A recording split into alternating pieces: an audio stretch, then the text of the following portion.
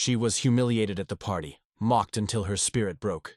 And then, with one unexpected gesture, a lone hunter rewrote the story of that night in the village of Mutua. The harvest festival was the crown of the year. For weeks before, the entire village prepared as if preparing for battle. Not for war, but for cheer. Mothers sewed bright flowing clothes from vibrant cloth brought back from the markets. Fathers carved drums and oiled flutes, their hands working as though the sound itself would be an offering to the ancestors. Children practiced dance steps in the dust until their bare feet flew in perfect rhythms, laughing as they stumbled and jumped back in again. It was the one day when hunger, hard labor, and sorrow stepped aside. Everyone came out polished, perfumed, pressed, eager to be admired, eager to glow in community pride. Everyone, except Subari. The girl, broad-shouldered, sturdy as if shaped from the same clay that formed the huts, walked hesitantly with her head dipped low, her hand wrapped tightly in her mother's palm. Her outfit was a faded blue tunic, patched, hurriedly mended from an elder cousin's garment, the hem frayed in uneven lines. Her smile was carefully rehearsed, polished in the small scrap of tin her family called a mirror. She carried it to the festival like a shield, until it shattered on the first whisper. The laughter began small, like sharp stones thudding one after another. Look at her. Too heavy for dancing. She moves like the ox. Words became arrows, and soon they were flying from every direction. Some chuckled behind palms. Others stared openly, bold in their cruelty. The sharpened whispers tightened into jeers, and before she could steel herself, fate twisted deeper. Her plate slipped from her hands, clay striking earth. The crack echoed. Porridge splattered across dust. Subari stumbled forward, knees striking the ground. The entire gathering exploded with laughter, spreading in waves like dry straw igniting to flame. There she knelt, caught between dignity and collapse, dust clinging to her skin, humiliation pressing down on her chest. Her smile was gone, her breath shallow, her hands aching for the earth to swallow her. She was ready to dissolve into the soil itself. And then, a shadow broke the circle. From the forest's edge, where only the boldest dared live, emerged Jabari, the lone hunter. He rarely came down from his cabin in the woods except when necessity forced him. He lived on his own terms, alone with memories of tragedies no one ever named aloud. Children whispered that he spoke with trees, that wolves shadowed his steps. Adults called him strange, unsettled, the man who isolates. But all agreed he was a man who lived hard, a man who stood apart, and yet here he was, breaking that silence. The drums had stopped, not out of respect but out of shock. The crowd stared. Jabari never intervened. He never attended dances, never raised his voice in public meetings. But now he walked forward without haste, the quiet weight of the forest clinging to him. Kneeling, Jabari crouched in front of the girl. His weathered hands reached for the cracked plate. He did not look at those who mocked. He did not glare. He simply lifted the plate, brushed away the dust as though dismissing the humiliation itself. His calloused fingers, accustomed to bowstrings, traps, and knives, handled that clay as if it were treasure, something sacred. And in that single act, without a word, he extended a lesson louder than any sermon. Finally, he spoke. His voice was low, steady, rising not from his mouth but from the ground itself, like rain-soaked earth releasing its truth. Food that falls is not thrown away. It is picked up. Then, wordless, he extended the plate toward her. No rescuing hand. No dramatic speech. Just the plate. Simple. Powerful. Dignity disguised as ordinary kindness. Subari trembled. The scorn of her peers weighed heavier than the clay in her hands. But when she looked into Jabari's scarred face, there was no pity staring back. There was strength. There was respect that didn't need decoration. Slowly, with both hands, as though it were the most fragile relic, she accepted the plate, and Jabari, with only a nod, gave her command, "Stand," and she did. She rose, dust staining her tunic, tears drying on her cheeks, but with the plate steady in her grip. She stood tall, perhaps taller than she ever had before. Jabari stepped back 2 paces, turned, and fixed his gaze not on her, but on the crowd. His silence hung heavier than any rebuke. His eyes, dark and cutting, traveled across the faces of every youth who had whispered, every elder who had looked away, every villager who had decided mockery was easier than compassion. One by one, smiles collapsed. Fingers that had poked and pointed shrank back toward nervous sides. Laughter dried in throats, brittle as old bark. Even the rum-soaked elder who had barked cruel jokes pressed his lips shut, head lowering as though remembering shame buried decades deep. No words. Just the gaze, and that was enough. Makina, seated to the side, pressed her hands together against her chest. Her eyes brimmed with tears, but she refused to let them fall, because to weep in that moment would have been to break something sacred. What she was witnessing was not a correction. It was justice unfolding. Justice without force, without performance. Justice given its truest form. Dignity restored. The drums restarted, almost too quickly, desperate to shake the weight out of the air. Musicians struck harder, dancers tried to sway again, but the rhythm had changed. The festival would continue, of course it would. But no one danced the same that night, because Jabari had left them all with something heavier than music. A mirror, a reminder that worth is not measured by fabric, or weight, or accidents. That what defines a person is how they rise when the world conspires to make them fall. Without fanfare, Jabari turned. He walked back toward the shadows of the trees, no promise to return, no demand for thanks. He simply vanished, taking with him only the echo of his presence.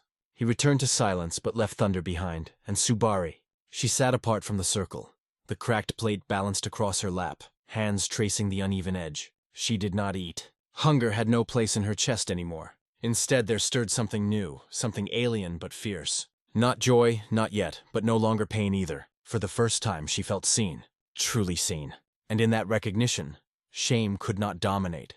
Around her, the young one shifted uneasily, suddenly silent. Old eyes darted toward the ground. Neighbors avoided meeting hers, their mocking turned inward, becoming shame. The silence Jabari left behind was not a void. It was full, bloated with truth, heavy with dignity long lost in the village. What lingered was not a sermon, not a rule written on walls, not a lecture from elders, but an example, embodied in the simplest of acts. Picking up the fallen, steadying the plate, and standing tall again. The festival carried on, yes, but it was changed. The songs rose brighter, the drums louder, yet none could silence the echo Jabari left behind, because sometimes the man who speaks least reshapes the world the most. And that night in Mutua, they all learned, silence, when laced with courage, can be the loudest rebuke. As the festival went on, something had shifted in the air.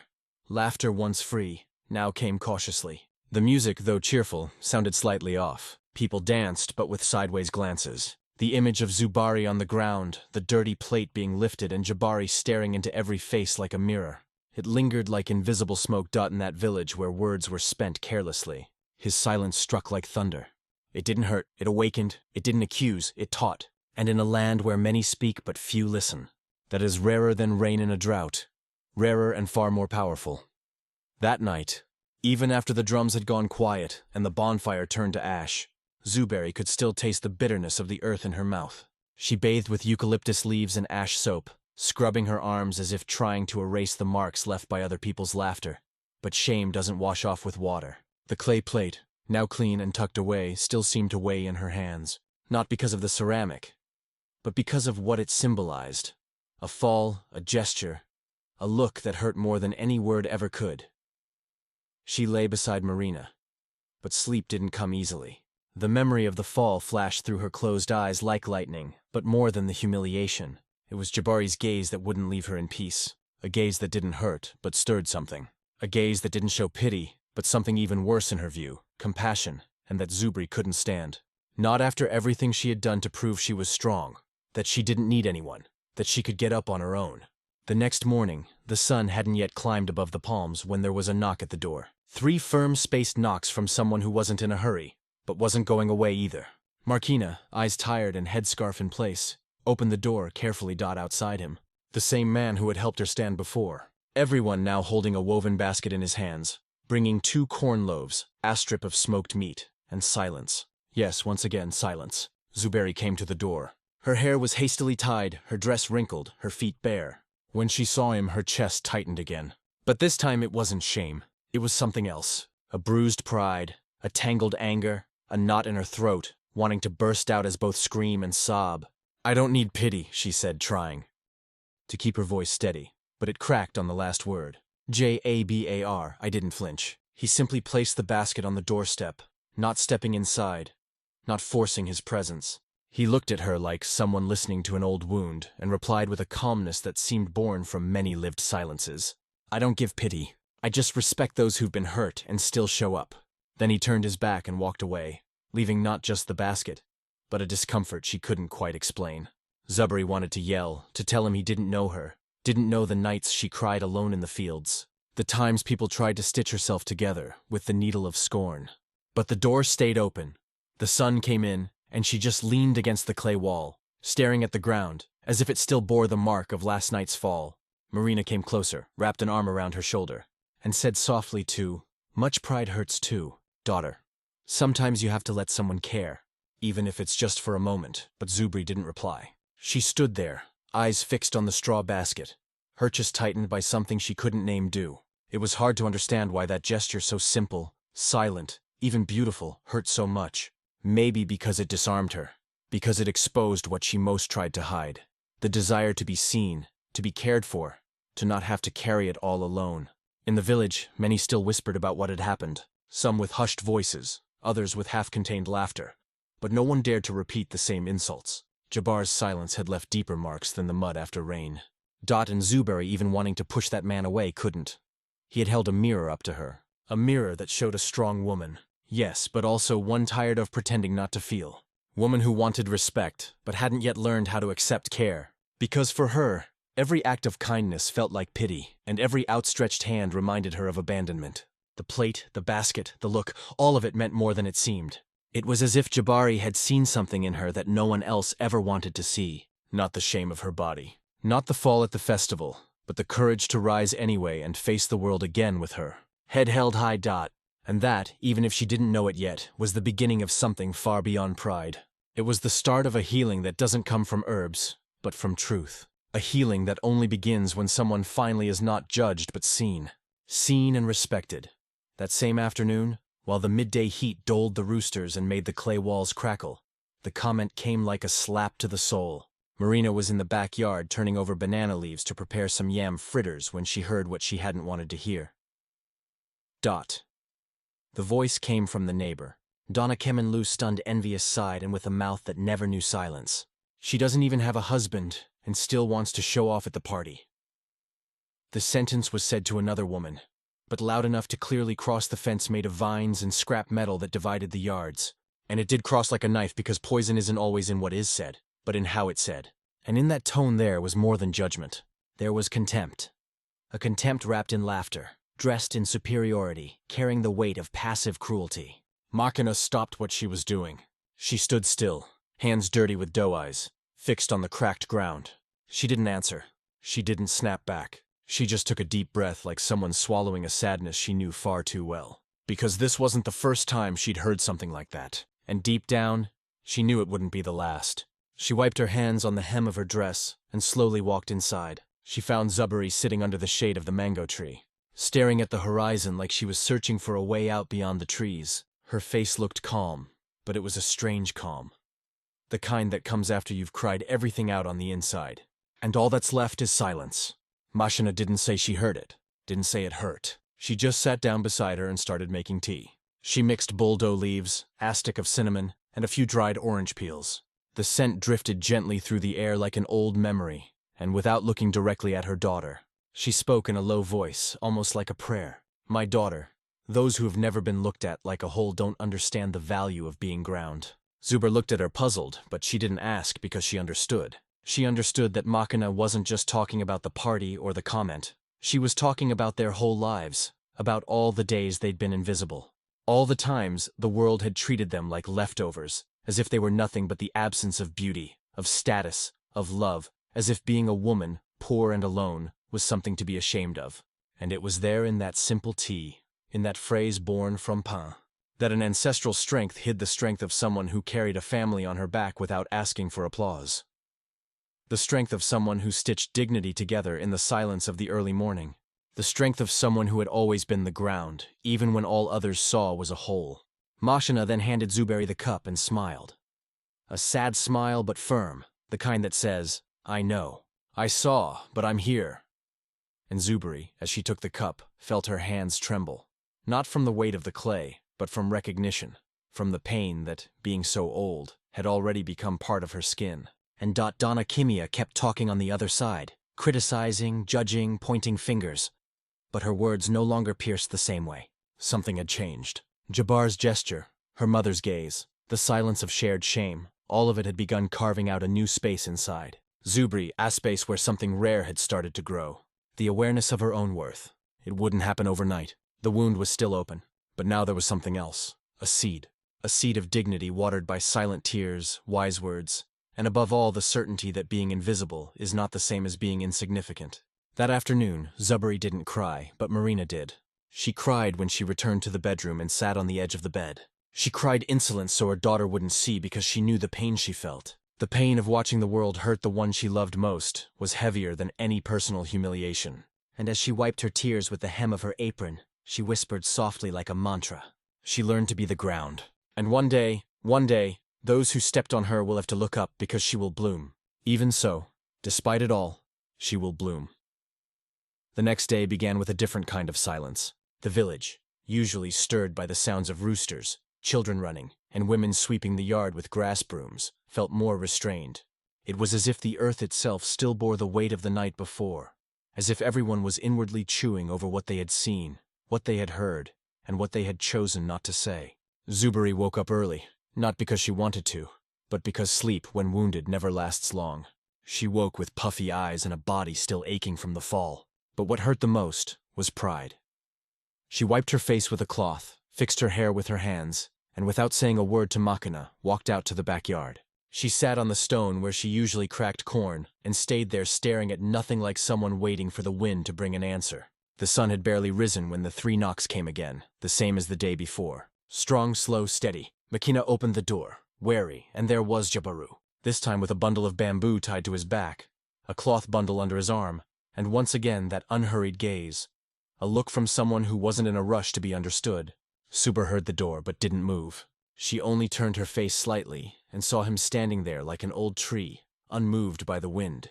Jabari didn't ask to come in, didn't ask to speak. He simply walked over to the stone where she sat, and with the ease of someone who'd been there 1,000 times, set the bundle beside her. From it, he took out 2 still warm corn loaves, a strip of smoked meat, and a worn machete with a carved handle. Zuber frowned, puzzled. "What's this for?" she asked, her voice still raspy from resentment. With the calm of someone who chooses words carefully, he replied, "Want to hunt bamboo with me?" She almost laughed, not because it was funny, but because she hadn't expected it. She was ready to brush him off again, to say she didn't need the company of any man, especially one who lived among trees and silences. But before she could say anything, he added, "To build a bench where only those who've once been left standing can sit." The sentence, spoken as casually as any other, hit her chest like a hammer striking raw clay. A bench where only those who've once been left standing can sit. That wasn't about wood. It was about soul, about what she'd lived through, about what he had seen, about everything no one had ever had the courage to say out loud. Zubri looked at the bamboo, then at the bread, then at him. Nin. For a second, she didn't know what to say. Not because she lacked words, but because the right words sometimes take time to come. And in that moment, Jabari turned and began to walk away without waiting for an answer, like someone who only offers, never demands, like someone who knows that healing can't be forced. It must be shared. Marina, watching from the window, said nothing.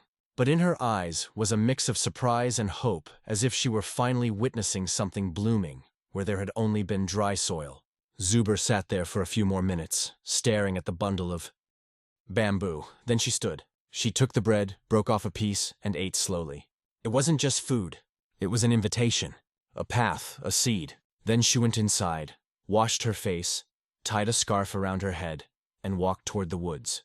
Not because she wanted to run away, but because for the first time in a long time, someone was calling her not to serve, not to judge, but to share silence would, and maybe a little bit of destiny. The first time Zubri stepped onto that trail, her body was tense and her soul suspicious. She didn't know what to expect beyond the trees. She walked a step behind, her feet carefully avoiding roots, her arms crossed tightly over her chest, as if still trying to shield herself.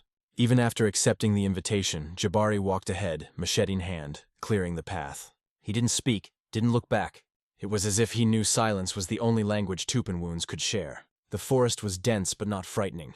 Sunlight slipped through the tall leaves, drawing patterns on the ground like sky-made embroidery. The scent of damp earth, the chirping of birds, the crackle of branches underfoot. Everything there was alive but at peace. Zuberi found that strange. She had never known peace walking beside a man.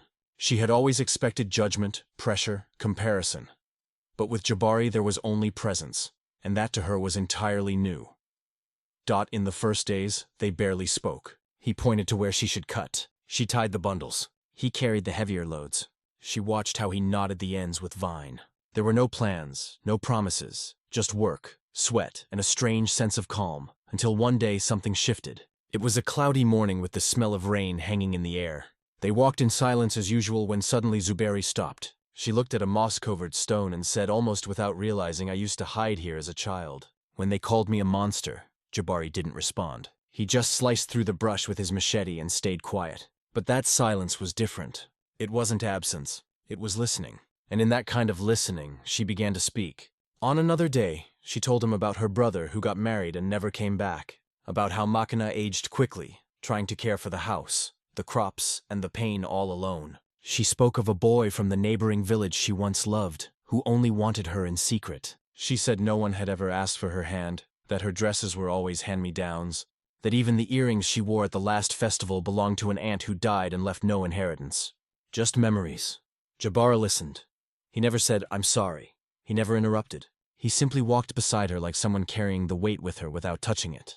And when she cried, he pretended to be distracted by a branch or the trail, respecting her tears as if they were sacred. One afternoon, while they were cutting bamboo by the river, Zuberi asked, "Why don't you ever laugh?" He looked at the water for a few seconds before answering. "Because when you laugh too much on the outside, sometimes it's because you've already cried everything on the inside." Then he went back to cutting as if he'd just told a truth too big to explain. She didn't press, but that day something loosened inside her. A barrier, a fear, an old armor. Slowly Zuberi began to listen to. She learned that Jabari lost his father young. That at 17, he fell in love with a girl from the city who never came back. That he lived in the capital for a while, but couldn't stand the noise of urgency. That he chose the forest not out of fear, but because it was the only place he could breathe without pretending. With every bamboo stalk they cut, every trail they walked, the two of them were stitching together, a language that didn't rely on ordinary words. It was made of glances, pauses, gestures. When he helped her up a slope, when she shared her canteen, when they both sat in silence by the river, that's where the truth lived. Jabari spoke little, but what he said carried weight. During one of their walks, Zuberi confessed, "Sometimes I feel like my presence bothers people. Like I take up too much space, too much sound, just too much." He replied without looking at her, "They didn't see you. They only saw the fear they have of not fitting into their own skin." She didn't understand it right away, but it stayed with her, echoed for days, like a seed planted deep in the soil. The fear others carry of not fitting, of being seen as fragile, imperfect, small, and so they attack those who dare to exist fully with body, with voice, with everything. After weeks of this, Zuberi realized she had changed. It still hurt. She still remembered the festival, the laughter, the fall. But she no longer walked hunched. She no longer spoke as if apologizing. She no longer stayed silent just to avoid disturbing others. She felt something being carved within her, like the wooden spoons Jabari sculpted in his spare time. A slow, precise carving turning the rough into beauty. They didn't call themselves friends. They made no promises, but they returned from the forest with more than bamboo. They came back with lighter souls, and for someone who'd spent a lifetime being too heavy. For the world, that was the greatest gift anyone could offer. The river cut through the forest like a living scar, carrying the stories of many who came before them. Its waters knew ancient secrets, promises made at the edge of stone, tears muffled beneath the songs of birds, silences deeper than any word ever spoken. And it was there by that river that Jabari for the first time seemed unsure of what to say. The afternoon was warm.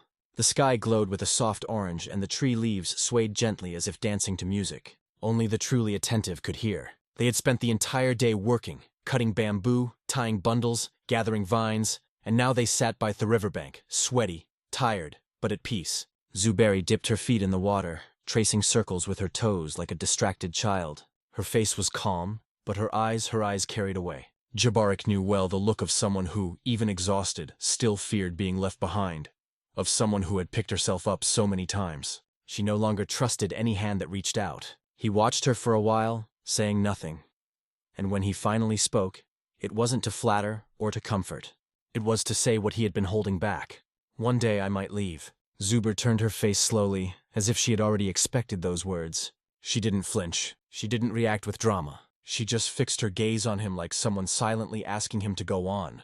If that happens, if for whatever reason I disappear, Jabari continued, you'll still be great. Not in body, in root.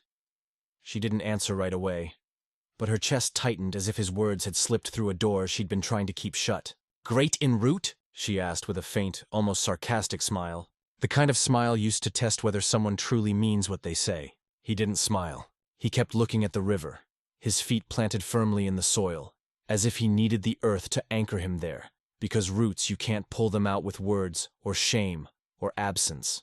That was when Zuberi lost her breath for a moment, because those weren't just pretty words. They were a promise. Not the kind made with vows, but with presence, with truth. Jabari was saying in his dry, quiet way that even if he ever left, something of him would remain. Not as memory, but as root. She stayed silent for a while. The wind rustled the branches. A bird crossed the sky, and the water rushed a little faster between the rocks. Then don't go, Zubar said softly, but with unmistakable firmness. I've been left too many times. He took a deep breath as if her words had entered his chest like a hook. He stayed still, saying, nothing like someone feeling the weight of a truth he didn't know how to carry. The light began to fade from the sky, but neither of them moved. They stayed there, side by side, the river's murmur there, only witnessed dot. It wasn't romantic in the usual sense. There was no holding of hands, no exchange of sweet touches. But there was something far deeper, surrender.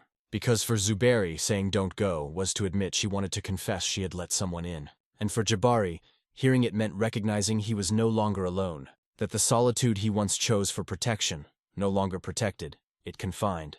On the walk back home, they moved slowly. She carried a small bundle on her shoulders. He bore the rest. They didn't say another word, but they both knew that from now on their walks would never be just for bamboo. They would be to plant what no one else could see. Affection, trust root. And even if the world around them still mocked, still whispered, still pointed fingers from behind fences between them, there now lived a quiet promise, a certainty without shouting, a root growing in silence. One that neither time nor pain would ever be able to uproot. Time, when heavy with meaning, isn't measured in days. It moves in layers. And during that stretch between forest walks and the return to the village, much was uprooted and replanted within Zubi. The wounds still existed, but they were no longer open. The echoes of laughter still lived in her memory, but they no longer dictated her steps. She had become someone else without changing her clothes, her body, or her home. She was root, as Jabari had once said, and when the root grows inward, it holds up everything that blooms on the outside. It was on a market morning that everything came full circle. Zuber and Jabari had decided to bring to the village a batch of carved spoons, small bamboo benches, and hand-hollowed pots. She had learned to carve with him, and in each piece was a trace of what they had lived together. It wasn't just wood, it was time. It was silence shaped into form. They set up a simple stall beneath the old cashew tree. Jabari stood arranging the tools. Zubri sat beside him, a cloth across her lap, and the spoons displayed on a straw mat. The sun had barely warmed the earth when the first curious onlookers began to gather, and fate tends to favor circles. The first to approach were the very ones who'd once mocked her at the festival. The laughter, the cruel remarks, the fall, they all returned now in the faces, pretending everything was normal. The boy who once said her shadow covers 3 benches, now sporting a patchy beard and unsure eyes, came pulling his younger sister along. The girl who joked about the food showed up holding a bag of cassava. Even the sharp-tongued old man appeared, now leaning on a crooked cane. Zuber saw them one by one, and she didn't look away. But what surprised them most was what didn't happen. She didn't shrink. She didn't lower her gaze. She didn't look for an excuse. She sat upright, calm, with steady hands resting on her spoons, like someone who has something to offer and knows it. One of the young men picked up a spoon and asked the price, trying to sound casual, but his voice wavered. And when he heard the price, he let out a muffled laugh and said, "All that but's just a little wooden spoon." Zuberi looked him in the eyes, unhurried, and replied with the firmness of someone who had already learned her worth. "Here you pay for what you can't see, for the time it took to carve poor, for the pain turned into detail, for the courage not to disappear." The silence that followed was heavy but not awkward. Transformative, because she didn't shout. She didn't seek revenge. She just told the truth, and truth spoken gently cuts deeper than any rage. They tried to laugh again but couldn't because they were standing in front of someone who had already conquered her shame. And whoever conquers shame becomes untouchable. Like clay that once fired can no longer be shaped by someone else's hands. Jabari beside her remained silent, just watched. He knew that moment wasn't his. It was hers. and he honored that. He didn't step in, didn't shield her, didn't stand in front of. He knew that true care sometimes means stepping back so the other can rise fully in their own light. Some walked away without buying. Others, awkward, left a few coins behind, but all of them, without exception, took something with them. They hadn't expected the weight of their own shame because they realized right there that Zubari no longer needed their forgiveness or their recognition. She had already given those things to herself, and that no one could take away. Later, after the stall had been packed and the cloths folded, Zubi looked at Jabari and said with a quiet smile, "Today, I didn't just sell spoons. I sold story." He nodded like someone who already knew, like someone who had always known because Jabari had seen in her from the very beginning. Not the woman who had fallen, but the woman who would rise. And now she wasn't just standing. She was holding up her own table. The same table where they had once mocked her, and where now they'd have to sit to learn. It was on one of those mornings when the air wakes up heavy and the leaves seem suspended by an invisible thread that something changed in Jabari's cabin. Zubari noticed it first by the silence. Not the usual silence, full of meaning and presence, but a hollow silence. One of absence. He didn't appear on the trail. He didn't give their agreed-upon signals with snapped branches. He didn't leave a bundle of bamboo by the fence like he did on days when they couldn't go out together.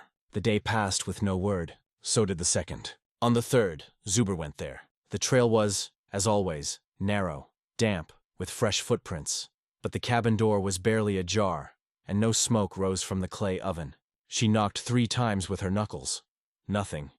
She pushed the door open slowly, respectfully, as if asking permission to step into someone's heart. Jabari lay in the corner on a thick straw mat. His body was covered to the waist with a light cloth, his face pale, eyes half open, his arms limp at his sides. The water pot nearby was untouched. The fire out. A clay cup had tipped over on the floor. She didn't ask anything, didn't whisper, "My God!" Didn't weep loudly, didn't panic. She took a deep breath, fetched clean water from the stream, dampened a cloth to ease the fever, and began to care. For the next 3 days, Zubri didn't leave. She slept seated beside him, her back against the clay wall. She cooked thin porridge from roots and bitter leaves. She moistened his lips with ginger and honey tea. She wiped the sweat from his forehead with a cloth embroidered by Maknadat. At night, she whispered, prayers with hands crossed over her chest. Just like she'd learned as a girl, she didn't ask for a miracle, didn't demand answers. She simply asked for him to return. She sang old lullabies from her grandmother, songs without words, just hums and low whistles, soothing to the soul of both singer and listener. Every now and then, she held his hand, even knowing he didn't like uninvited touch. But this time was different. He couldn't protest, and she knew what the body won't receive in words. Sometimes it accepts insolence. In the early hours of the 4th day, Jabari stirred, eyes still sunken, voice weak, face marked by the fever. Zubari was there, a ladle of porridge in hand, blowing on it gently, as if preparing food for a child. "You," he tried to say, but his voice cracked. She silenced him with a soft gesture, bringing the porridge to his lips. "Talk later. Eat now." He obeyed a little at a time. He took the porridge, then let his head fall to the side and simply stared at her for what felt like forever. It wasn't the look of a man used to being cared for. It was the look of someone disarmed, someone who had seen in her the woman who hadn't left, even when he could no longer cut bamboo or lead the way or offer anything in return. When the fever finally broke and he could sit up still, weak, the first thing he said was, "You saved me." She laughed, tired, eyes brimming with tears. "I just gave you tea and porridge," but he shook his head. "No, you saved me from loneliness." That sentence hung in the air like slow-burning incense. Zubari didn't reply. She only lowered her gaze like someone receiving a gift, too heavy to unwrap right away because she understood what he meant. She knew his pain wasn't just fever and weakness. It was the pain of a life spent in silence, and how for the first time he had let someone inside that silence. After that, Jabari recovered quickly. Within 2 days, he was moving around the cabin, chuckling at her mistakes when she tried to sharpen the knives. But something between them had shifted. Now there was a kind of care that didn't need to be spoken. It was shown, a gesture of pouring coffee without asking, a blanket placed over shoulders, a carved spoon with her name hidden in the handle. Zubari was no longer the woman who had stumbled at the party. Jabari was no longer the silent man who watched from afar. Now they were 2 people who knew their own fragility. 2 who had cared for each other without promise, to who, without planning it, had chosen one another. And there in that simple cabin with its packed earth floor and clay walls, something was born. Something stronger than pride, stronger than shame, something that no time, no past laughter, no future illness could erase. True affection, the kind that doesn't need announcements, only presents. The Harvest Festival returned just like every year. The same music, the same drums, the same decorations hanging from the trees around the village square. But there was something different in the air. A murmur rippled through the market stalls, and restrained smiles hid behind curious glances. Some whispered that Zubari might come. Others swore she wouldn't. After what happened last time, does she even have the courage to show up again? The women near the well whispered, and when Zubari appeared, the ground seemed to tremble just a little. She wore white, not the shining white of city brides, nor the flashy white of rehearsed dancers. It was raw white, a simple fabric, but well-stitched. A dress that didn't hide her body, but didn't ask permission to exist either. The scarf tied around her head, with its ends resting on her shoulders, gave her an ancestral air, like the women of old, who walked with wisdom in their feet and courage in their eyes. She came alone, or so it seemed. She arrived walking slowly, eyes steady, spine straight, chin slightly raised. But anyone paying close attention could tell it wasn't arrogance. It was something rarer, dignity, the kind that's earned when you owe nothing to anyone. The noise of the party began to fade. The drums still played, but softer now. Conversations quieted Asif. Everyone's ears leaned in to listen to her presence. No one knew what to say. Some looked away, others stared Asif, testing the bravery of someone who returns to the place where she was once humiliated. But Zuberi didn't falter. She walked to the center of the courtyard, stopped beside the dance circle, and then Jabari appeared wearing the same as always. Worn cotton pants, a faded linen shirt, old leather sandals, but there was something glowing in him now. A light no one had noticed before. Maybe because it was the first time he stood there among the people, not hiding behind trees. He didn't say a word. He simply reached out his hand, and she without hesitation took it. The dance began as if the world itself slowed its pace. It wasn't a choreographed dance, not one of spins or leaps that was slow, grounded. Two bodies moving as if they were building a home with their feet. One step at a time, a subtle turn, a gentle sway. But what they carried between them couldn't be found in any other dance circle. There was surrender, there was story. Their hands didn't tremble. Their eyes remained locked. They didn't smile, but they didn't need to, because those who dance with truth don't dance to impress. They dance to exist. The entire village stopped. The drums continued, now softer. The whispers died. No one laughed. No one mocked. They simply watched. And in that collective gaze, something began to dissolve. The old mockery lost its power. The fall at the last festival became a distant memory. The dirty plate, the stumble, the laughter, all of it now belonged to another story. Because Zubri was no longer the girl in the tight dress trying not to be seen. She was a whole woman, rooted, present. When the music ended, no one clapped. There were no cheers or fanfare, just silence, a reverent silence, the kind that happens when people finally see, when they understand without needing anyone to explain. Zubar gave a small nod of her head in thanks. Jabari picked up his machete, the same one he used to cut bamboo, and held her hand as they stepped out of the circle. On the way out, a child approached and handed her a wild flower, one of those that grow by the roadside. Simple but resilient, Zubari bent down, took the flower, and smiled. It was the only smile of the night, but it was enough. The new festival wasn't marked by the fanciest dresses, nor by the most rehearsed steps.